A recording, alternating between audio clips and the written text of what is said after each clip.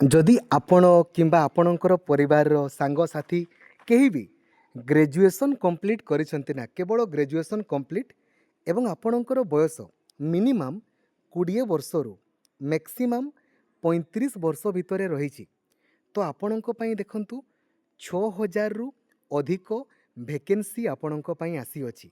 एई vacancy आपणकर बढ़ी जिवो एवं एही सबु बैंक मानकरे आपण चाकरी करि पारिबे आपणकर इच्छा अनुसार।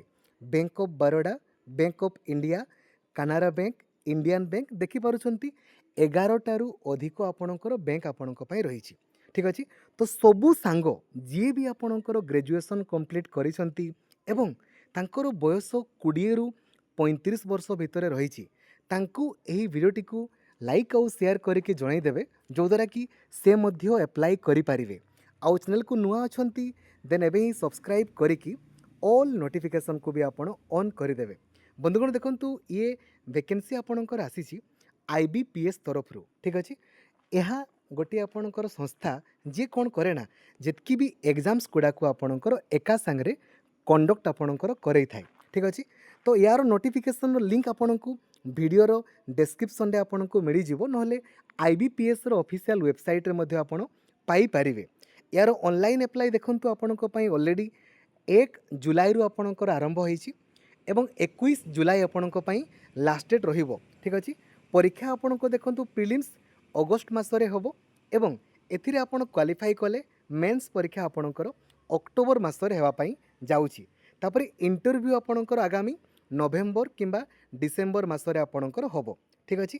जदि आमे एथिरे देखंतु डिस्कशन करिबा जदि एथिरे बैंक्स कथा आपणकर कहिबा तो सर्वमोट आमर बैंक आपण दरमा आपण देखि दियंतु दरमा आपणकर केते लेखाय मिलिबो 28,480 रु 62,480 पर्यंत आपणकर मिले बहुत अधिका दरमा रही थाए। पदवी आपणकर हैला पीओ किंबा मैनेजमेंट ट्रेनी रो पदवी आपणकर रही।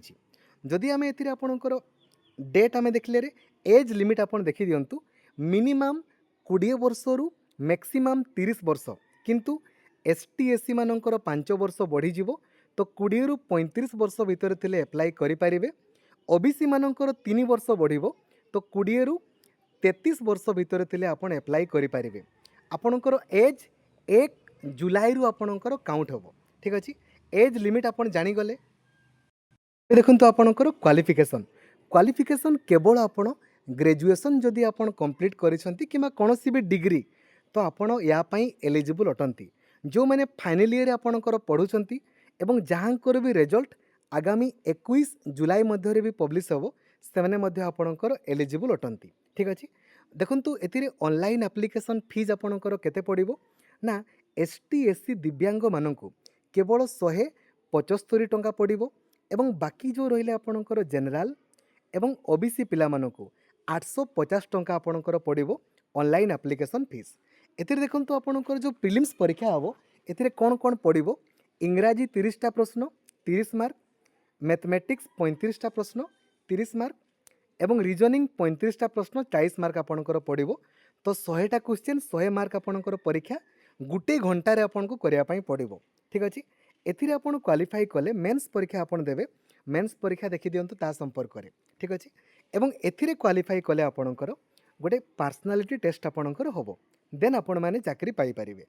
तो जदि आमे आपणकर देखिबा लास्ट 6 वर्ष रे सबुठारु अधिक पदवी आपणक पई आसीछि एमितिका वैकेंसीज को आपण जमारू भी मिस करंतु नाही एवं एग्जामिनेशन सेंटर देखंतु को जगह रे पड़िबो ताहा भी देखंतु आम ओडिसा रे देखि दियंतु आम ओडिसा रे आपणकर बालेश्वर, बरहमपुर, भुवनेश्वर, कटक, ढेंकानाल, राउरकेला एवं संबलपुर रे आपणकर प्रीलिम्स परीक्षा हबो एवं मेंस परीक्षा आपणकर आगामी भुवनेश्वर, कटक, राउरकेला एवं संबलपुर रे आपणकर हबो। ठीक अछि।